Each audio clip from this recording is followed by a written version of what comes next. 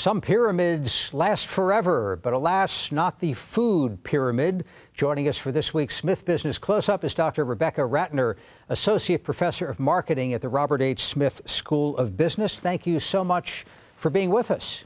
Thank you for having me, Jeff. I understand that your research in part informed the decision about getting rid of the food pyramid. What happened there? Right.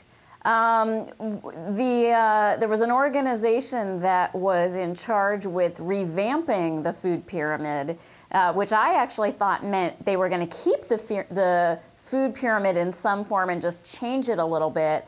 And I was asked by a colleague at Stanford named Chip Heath, who is an expert on what makes messages memorable. He wrote a great book called Made to Stick. And this author of the book, Chip Heath, knew my work with my colleague Jason Reese, where we have been studying the food pyramid and how not sticky it is, how much people are not able to remember the information that was in the 2005 food pyramid.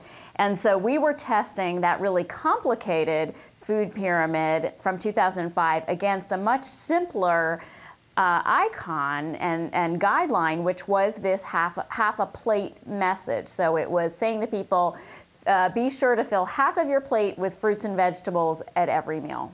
So the advantage there is that is a very simple message. The food pyramid, though, honestly, I remember it, I can visualize it, but I can't tell you what was in it except the obvious stuff. You're supposed to eat more fruits and vegetables than you used to. Exactly. Exactly. Yeah. And in fact, that was the message of the original food pyramid, which was introduced in 1992. And in 1992, the food pyramid was standardized. So everybody saw the same food pyramid image, and you would have seen it reproduced on cereal boxes, and kids would learn it in elementary school, and we were all familiar with that. But then in 2005, the USDA introduced this new and improved food pyramid that involved personalized pyramids.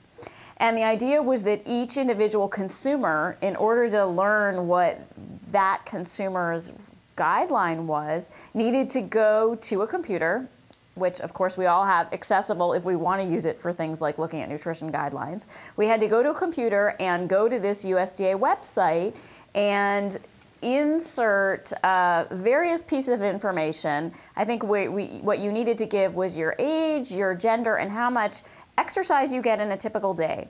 And once you input that, it would tell you, okay, Jeff, what you need to have is 3 cups of fruits and 2.5 cups of vegetables and 6.5 ounces of grains and 5 ounces of meat and beans and 2 cups of dairy, or whatever it is.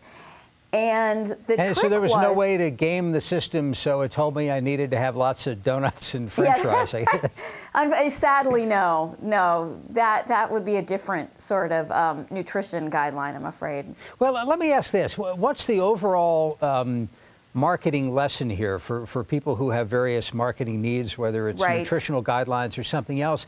Was this more a case of simplicity, or are there other factors at work? Yeah, I think it's a case of we needed a food message that would stick. And so when this USDA, the group that was revamping the pyramid, asked Chip Heath for his recommendations, he came back to me and said, I know you've done work on these guidelines, including a simpler guideline. Tell me again what your simpler guideline was. Tell us what your research found. And we were able to say, look, people were not able to remember the food pyramid. Even immediately after showing them the food pyramid, people couldn't remember it. Whereas we showed them this simple plate-related guideline and people could recall it. So absolutely, I would say don't overestimate the amount of complexity that your target customer or your target audience will be able to remember. Even if they're motivated to recall it, our memories are not that great. Interesting stuff, and I hope the plate sticks, as you would say. Thank you. Yeah, Rebecca Ratner joining us from the Robert H. Smith School of Business. Thank you very much. Great. Thanks for having me.